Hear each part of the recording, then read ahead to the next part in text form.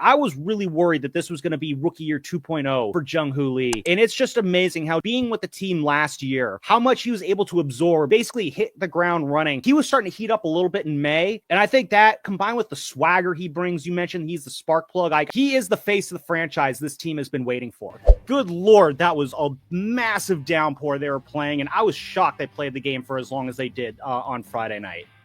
I was shocked that they didn't call it an official game right when it became an official game. So it was 5 innings. That's an official game, of course. And the way the rain was coming down and the way the Yankees players were reacting, nobody wanted to play the rest of that game. No. Especially the Yankees. When you have Anthony Volpe, the shortstop, arguing with the crew chief umpire, I don't know what they could have been arguing about other than why are we still playing this game? And I think Javi Lopez summed it up really well on the broadcast.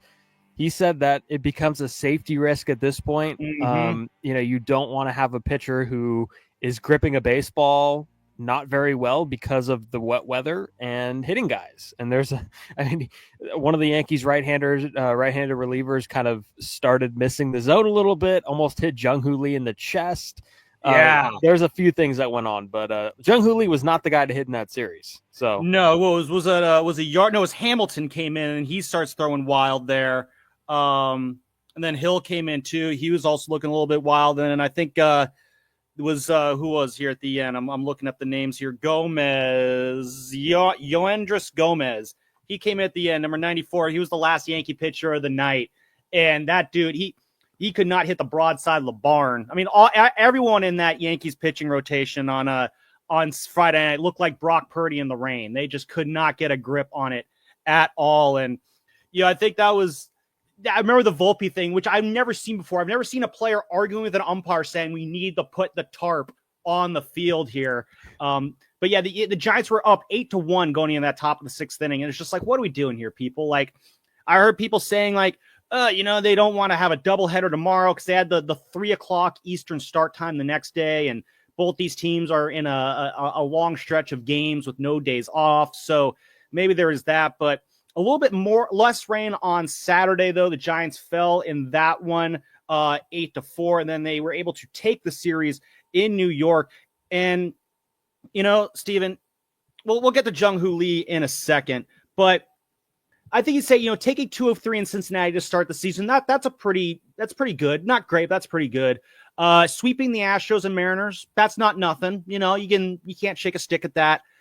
Salvaging a game against the Reds, gutsy to see the Giants be able to pull that together and prevent a sweep there. But going into Yankee Stadium against a team that was just in the World Series last year and taking 2 of 3 in Yankee Stadium, the first time the Giants have won a series in Yankee Stadium since 2002, this felt like a big statement series for the Giants. Yeah, 2002 is the year I was born, Sam. So it's been a very long time since. I feel so much older now. You're welcome. It's been a long time since I've gone in there and dominated like that. And I think you mentioned, the previous series that they've won, starting off in the road in Cincinnati and then going to Houston and then the 2 series at home. This one I think is important because you don't have an easy schedule coming up here for the Giants. The Giants are taking on a part of the schedule that they probably aren't excited about. And you kind of, they're 11-4 right now. They did the damage they needed to do. And they're going into a series against the Phillies. That's really important. The Phillies, of course, are a good team. They're the favorite in the National League East. There's, a series coming up here against the Angels too. And look, we like to bash on the Angels. I like to bash on the Angels. They're an easy target. Like to bash on the Angels. They're an easy target, but they're not bad this season completely. They're not what we thought. So it is going to be difficult for the Giants to kind of to grasp this here moving forward. But it was a big series because we got to see the national spotlight of one guy, and I'm sure we're going to get to him, Jung Ho Lee.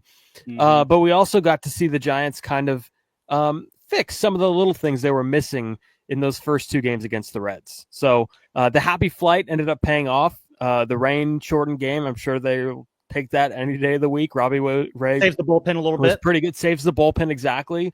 That middle game was kind of so-so, but you bounce back, and the Giants were able to bounce back and get a good series here. Yeah, I mean, that middle game, that was the game that Jordan Hicks started. He was laboring a little bit. Again, it was not as heavy a downpour, but it was raining pretty steadily that entire day on Saturday. And listen, I know a lot of people don't like to make the weather as an excuse. So I'm going to gladly be the guy who makes weather an excuse for this one. Jordan Hicks, he's a Southern guy, grew up in Houston. He's used to the warm weather. And now I know you could say everyone has to play in the weather. And yes, that is true. We saw the Yankees struggle with it on Friday night. I think the weather maybe kind of flummoxed him a little bit on Saturday as well, because you could say, oh, you pitching cold games in San Francisco. No, San Francisco cold and New York cold are not the same thing. You know, pitching on a 50-degree foggy night in July, yes, that is cold. You're bundling up. You're drinking your Ghirardelli hot cocoa to feel warm in the stands. That is not the same kind of cold as 36 degrees with a steady, sleety drizzle in a wind chill under 30. That is not the same kind of cold there. And if you're not used to pitching in that kind of weather, which being here in California where the weather is kind of perfect, you're not going to be used to that. Like back in February, Steven, I had to go to out to New York for a funeral, unfortunately. And my sister and I were going out to get a bite to eat late at night. And it's like 9, 10 o'clock, and it's like 22 out. And it's like, This is silly. This is ridiculous. Why do people live in places where it gets this cold? So the weather absolutely was playing a part there in the series. Less so on Sunday when Logan Webb was able to gut it out, get a nice win, and send the Giants onto the plane to Philly happy. Or I guess, I don't know, maybe they take a train to Philadelphia. Yeah. But let's stop burying the lead here. It's the Jung Ho Lee show. I don't have the song loaded up here, so we're not going to play that. We can just pretend that we're playing it. But even when the Giants signed Jung Ho Lee, I was pretty optimistic about what he could do. Like, I looked at his numbers in the KBO. He's a consistent 330 hitter out there. I didn't think he would bring that performance to Major League Baseball, but I was still pretty optimistic about Jung Ho Lee. Shasky was very optimistic about Jung Ho Lee last year. He tried to get me into a burrito bet that Jung Ho Lee would hit over 300 last year. I wasn't as optimistic. I don't care how optimistic you were, though, on Jung Ho Lee. I don't think the most optimistic Jung Ho Lee fans could have foreseen this coming. Yeah, and the big question is always going to be with these foreign players, like, can they adapt well to the big leagues, and especially offensively? And we've seen pitchers come over from Japan and even Korea, and there's an adjustment period, but it's completely different when you're a hitter, because it's just a different dynamic when you're trying to attack big league pitching, and big league pitching is just electric, and there's been the comparisons to what the KBO is kind of similar to, and a lot of people say maybe AA, maybe some AAA competition. Yeah. That's basically what we're looking at. That's what Jung Ho Lee has thrived in the KBO, and I think he spent 7 years there and just had a hell of a career in the KBO. And I mean, look, Sam, I told you opening week in the press box, I said nothing about last year matters, about Jung Ho Lee's injury, what he did before the injury. This is his introduction to Giants fans. This right here, this first month of the season is his hello. Giants fans are getting to know him, but it's funny because they already kind of have that little familiarity with him from last year, and they already have the jerseys from last year. But this is it. This is it. I mean, this is the guy this isn't even the guy that maybe the Giants thought they were going to sign. He's above that at this point. And maybe it's unfair to put that expectation on him for the rest of the season, but he's driving the ball in the gap. He is not the slap hitter that our friends on Giants Twitter thought that, they were getting. He is not that. He drives the ball well. He goes the other way with an outside fastball. He adapts well to breaking stuff. We maybe the biggest hanger of the year. That's a candidate for the biggest hanging curveball of the year that Jung Ho Lee just deposited into the right field bleachers. So he's just very impressive. And Sam, the one thing that has impressed me as well, when you break or when you tear your shoulder or dislocate it or whatever it is he did, I think he dislocated it up against the wall in center field. Mother's I would Day. imagine there would, Mother's Day, tough scene there. I would imagine there's some hesitancy going back to the wall, right? He's not showing any of it. None. No. Well, I think it was, I might have been that Saturday night game against the Mariners. It was the Saturday night game against the Mariners. I think you were in the stands for that game, but afterwards we're talking to him, and he mentioned when it came to approaching that center field wall back there, he has such an understanding of what to expect now when approaching the wall. I think he even mentioned, like, the warning track's a little bit wider at Oracle Park than in other ones. And just that knowledge, he has such a knowledge of the area around awareness, as it's known as in video game speak. His awareness of just the lay of the land out in center field, it's night and day from last year. Because last year, I mean, he was banging into every single wall and in the ball at every ballpark that he played in, seemingly at times. Yeah, the Giants are heading into Philly. He made a great catch in Philly last year to rob extra bases. So that's what's impressed me the most. And also, like, he's a spark. He's so much of a spark, and we always talk about the national attention that the Giants have gotten over the years, especially the past few years, and maybe the emphasis on the Dodgers and other teams in the league, and rightfully so. Those are the money makers in Major League Baseball. But the Giants are all over the MLB social media page, and Jung Ho Lee's kind of the catalyst of that. Mm-hmm. He's been the guy that has been kind of the face of the franchise in the early goings. Jeff Passan tweeted about him being among the OPS leaders in all of baseball, not just the National League. He's second in baseball, I think, in OPS right now. Yeah, second. He's a spark plug. He's provided this team what they missed last year. And look, last year was a little bit below 500 when it was all said and done. But you bring Jung Ho Lee into that mix, and you maybe make him probably a little less of what he's doing now, because, again, I don't know what the sustainability is. You have yourself a few more wins, and I'm pretty convinced of that. Yeah, but maybe then Farhan's still here for nailing that signing. Yeah, no. It's you look at the Jung Ho Lee path, like, and I'll be honest, and this is what impressed me the most is, I mean, I kind of envisioned when he came into the league, he would take a similar path that Ha-Sung Kim would take. And obviously him and Kim are very good friends in their days in the KBO, and Ha-Sung Kim rumors were floating around the Giants all off season because of that relationship. But for those who don't remember, I mean, Ha-Sung Kim was basically unplayable that first year in San Diego in 2021, or 2022. Was 22 his first year or 21? It might have been 21. Yeah, so he was just kind of unplayable that first year. A little bit better that second year in 22. The Padres still made the playoffs. 23, though, he was an all-star, and he had become one of the better shortstops in the game, one of the better shortstops on the Padres, on a Padres team loaded with shortstops at every single position, it seems like. So that was kind of the path that I thought Jung Ho Lee would go on. Rookie year, it would be whatever happens, happens. Take what you get. But then that year 2, you'll see him build on that. By year 3, you're going to see the Jung Ho Lee that everyone was kind of envisioning. And he has absolutely blown that timeline out of the water. I was really worried that this was going to be rookie year 2.0 for Jung Ho Lee. And it's just amazing how just being with the team last year, and he's spoken on this, how much he was able to absorb and just basically hit the ground running. He was starting to heat up a little bit in May when he went down. He has not picked up. He has completely picked up where he left off, has not missed a beat. And I think that combined with the swagger he brings, you mentioned he's the spark plug. I said this in the last episode, like, he is the face of the franchise this team has been waiting for. Like, you could look at Logan Webb as being that guy.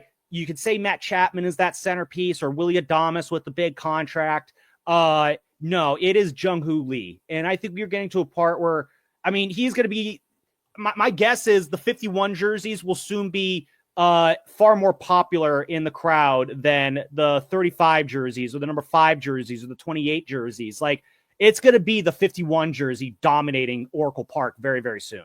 Yeah, we're already there. I think they're already dominating. And, you mentioned the injury, and I'm glad that you did. Shoulder injuries are not easy. They might be easier in maybe some other sports, but the one example that I think about is Matt Kemp. Probably should have had that MVP in 2011. I mean, that is talked about quite a bit. Ryan Braun ended up getting it, but he had a shoulder injury. He had a shoulder I wonder what happened with that one, and he was never the same. Yeah, never the same coming out of it.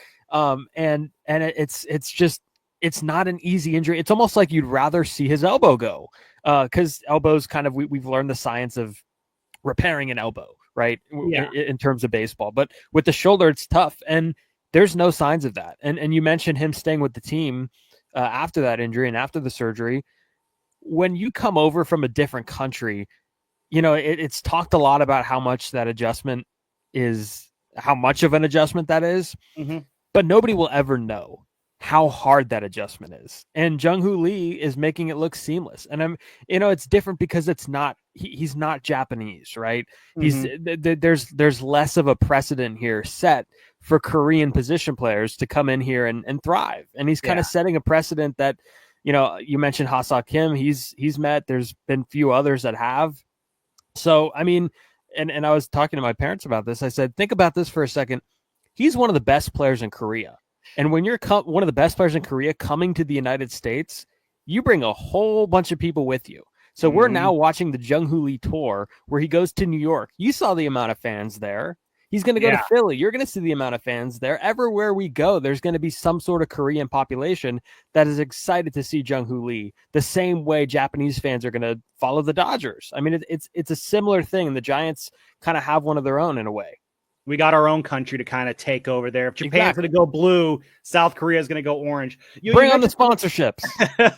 You mentioned something interesting there. Just the fact that just being around the team and watching there, and how much he was able to absorb basically by watching. As Yogi Berra once said, you can observe a lot by watching. And this is something that Shasky and I have had conversations on, is that sometimes you need game reps. Like a big issue we had that was talked about last year was, how is Marco Luciano supposed to get better if he's not playing every day? That was the reason why they had him in AAA. And that was the frustration when he was called up after the deadline to be the DH, but then Joao Encarnacion got the at-bats. And, I remember asking Bob Melvin, where Luciano at-bats? And they just weren't there. And Luciano wasn't able to get any sort of traction here. Contrast that with Jung Ho Lee, who got no game reps last year outside of, after the second weekend of May. And to have that kind of baseball intelligence, even with the language gap, which I don't know how big that gap is. His interpreter, Justin Hahn, doing a great job, Fantastic. relaying all the information there. But to have all that in, just to basically spend a year watching and to pick all that up, like, that's impressive. Like, this isn't a why can't other players do that? This is what makes Jung Ho Lee special, is the fact that he can watch this game and just get better that way. Whereas other players in the same position need those game reps to work through the issues in their game. Yeah, no, you're right on with that. 1,000% agree. And look, there is a side to this that could come crashing down. And when I say crashing down, maybe come back to earth a little bit. Yeah. And, we might see a 2 for 30 slump from Jung Ho Lee. It's going to happen. Yeah. Every player at some point in the year is going to go through a long slump where they question all of reality. Yeah. And especially new players who are coming in, and Jung Ho Lee, from, relative to the amount of at-bats that he got last year, is still pretty young. And there's going to be times where pitchers are going to look at trends that he had the first part of the year and try to attack those. And that's just the art of pitching and the art of adjusting. And that's where we're going to see Jung Ho Lee, the hitter, really thrive. Where if he adjusts well to that, I mean, this guy's going to be a good big league hitter for a long time. We already know that he doesn't strike out. We already know that he could hit for some power. He could drive the ball in the gap. And we've seen that in the early goings here. But to me, I want to see that adjustment period. I want to see how he attacks that. I want to see pitchers change in attacking him, and they go more breaking balls down. They stop giving him fastballs. I'm interested to see all of that.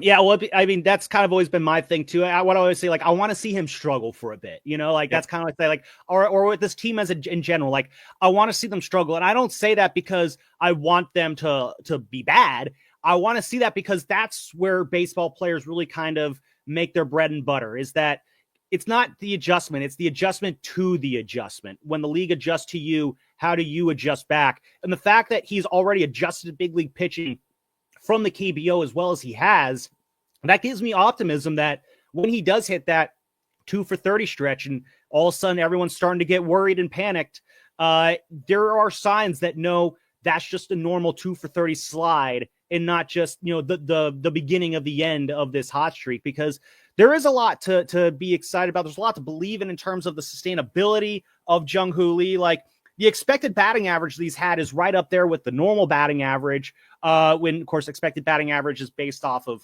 defensive positioning and weather factors and all these other things. And exit velocity. When those numbers are similar, like, he's got a 352 batting average right now, an expected batting average of 372. If it was like a 352 batting average and like a 299 expected batting average, then it's like, I'm expecting some regression here.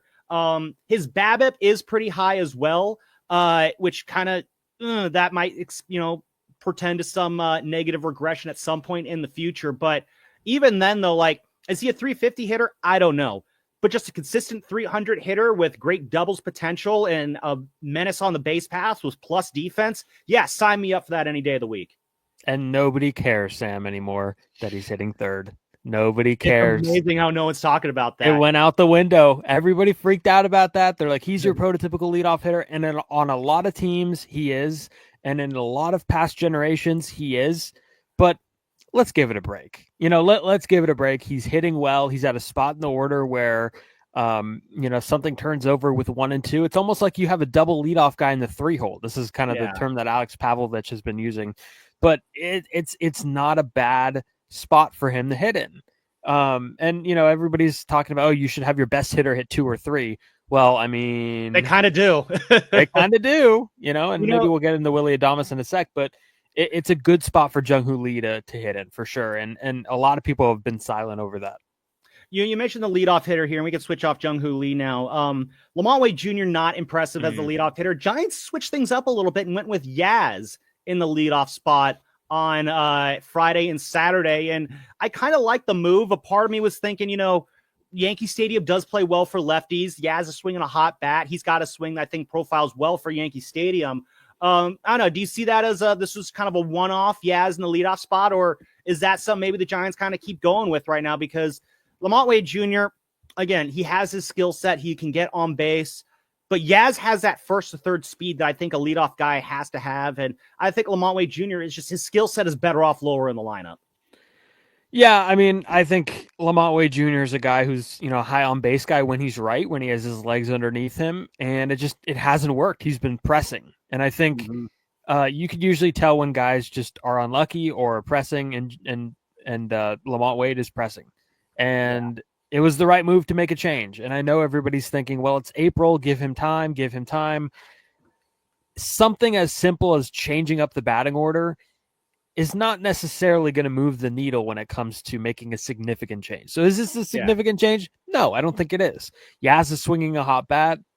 You reward the guy. And the theme around the Giants so far this year, and even in the spring, has been when a guy's doing well, you reward him. That's why we were kind of like surprised by a lot of the guys that left off their roster. Brett Wisely, Sean Jelly, a lot of the players they left off Tristan Beck, exactly. All those guys, we thought maybe had a chance of making the team, but the Giants are going with the idea of let's reward these guys. And merit-based, they haven't made a transaction in these first 2 weeks. And it's kind of like a breath of fresh air. I know you're loving it. I know Shasky's loving it. I'm loving it. I kind of forgot that Buster's even doing this job. Like, how am I supposed to know he's there if he's not sending 5 guys to the minor leagues every week? The best executives that are running a baseball team are the ones that make the moves in the offseason, and then you don't hear from them until the trade deadline. They have no footprints on your team until the trade deadline. And I feel like Buster's going to do a good job of that. But anyways, it's a change that needed to be made. Lamont Wade is pressing right now. He's not even taking his walks like he usually does. And it was a much needed change to get Mike Yastrzemski at the top. Because, between Wade and Adames, statistically speaking, I think according to weighted runs created plus or one of those metrics, they are kind of at the bottom tier for worst qualified hitters in baseball this year. Yeah. Speaking of pressing, Willy Adames hitting 186 now at this point in the year. And, this is kind of why I get kind of nervous with signing hitters to big time contracts after career years. Now, I mentioned this last week, Adames does have a bit better of a track record overall that suggests that he'll bounce back. We can keep this quick. What's your Adames worry meter? Not too high. Scale of 1 to 10. Not too high at all. I think he's a guy that's going to adjust well. He's going to get on a roll, and I think the numbers that we're seeing now are going to take a boost. They're going to get a boost after a pretty good week from him. Not too worried about him. I think a lot of his at-bats have been good. Has the magic kind of scrubbed off after that walk-off hit in the home opener? That's why he'll last so long, yeah. Yeah, but he's your guy. I mean, he's your committed guy. That's kind of the thing, yeah. It's like, what are you going to do? It's like if you want to have the Willy Adames conversation, like what's the conversation? You're 14 games into his Giants career of 7 years. So you want to pull the plug? Like, no, he's going to have to battle through this. And I thought Yankee Stadium would be a good place to kind of get the bat going there just because of how good of a hitter's park it can be. Then, of course, you have this yucky weather, what's going to make hitting a little bit more difficult. So now you go into Philly, another bandbox ballpark, but that's another one where a colder atmosphere might kind of mute the offense just a bit. But I'm with you. I'm not concerned about Adames just yet. If we're in the middle of May and he's still on the interstate, then I think you have a different conversation. But that's, I think we're at least 30 days away before we even begin to have that conversation. Whenever the Giants play the Phillies, the Phillies, they're again a class of the National League right now. The Giants, they're working their way up to that level. This is another great test though for the Giants. If beating the Yankees in Yankee Stadium was I'm going to sit upright and pay attention. Even splitting in Philadelphia, that would be a massive accomplishment for this team, and just another sign that this 11-4 start to the season is not just a hot start to the season, but a product of just who this team really is. Yeah, the Phillies have some great arms. They have some great arms in their rotation. It's a miss Zach Wheeler too, at least. Missing Zach Wheeler, that's a big deal. Giants legend Zach Wheeler. Exactly, but they got some guys that they're going to be facing that are no joke. Luzardo's throwing the ball well to start the year. Sanchez, I believe, was close to an all-star, if not an all-star recently, or could be an all-star at that level. Aaron Nola, we know who he is. He's got just a track record of consistency, no matter if he's starting the year great or not. So it's not going to be easy. And the Phillies, of course, have that kind of offense that is in produce now mode because, realistically thinking, this Phillies team does not have a lot of time to waste to win a championship. And I know it's April and we're, probably got to chill out on that, but their window, like, a lot of teams that are really good, we wonder when their window is. This Phillies team, you could see the window. They're an older window group. Their window is about as right now as it could possibly be. Like they are in, we need to knock the Dodgers out of the postseason and win the World Series mode. They got there a couple years ago, fell to the Astros, and they've had a couple close calls since then. This is a team that has all the talent to make it happen. They got a megastar in Bryce Harper. Trey Turner, again, he's hitting 240 to start the year, but he's a dangerous bat. Bryson Stott, a very good second baseman. Nick Castellanos, there's been no tragedies this week, so we might be safe from any offensive production from him. They got one of the best catchers in the game, and JT Realmuto. Alec Boehm, an incredibly good third baseman who's off to a very slow start. Miguel Rojas hitting 308 at the bottom of the lineup. And, of course, I'm saving the big guy for last, Kyle Schwarber. How many just tanks is he going to hit this week? That's... Yeah. We just saw Aaron Judge. Hits mistakes. The guys were able to contain Aaron Judge, and now congratulations, now you got to contain Kyle Schwarber for 4 games. That's going to be a brutal one. Everybody in this lineup, Sam, hits mistakes. They're all mistake hitters. If that's my message to, especially Verlander and Ray and Hicks and everybody starting in this series, the starting pitchers especially, they hit mistakes. These are professional hitters. They have professional at bats. We talk so much about them getting older, but there's an upside to that. Guys like Castellanos and Schwarber and Harper, the Phillies aren't afraid of those guys in big spots. And here's the one thing to look out for in this series. The Giants have one left-handed reliever in their bullpen, and it's Eric Miller. Oh, that's what this is. Yeah. The Phillies have guys who are going to make you pay from the left side. Bryce Stott, Schwarber, Bryce Harper. Eric Miller's not going to be around for one or two of those guys at bats. Yeah. So that's one thing to look for is late in the game, some of these matchups. Yeah.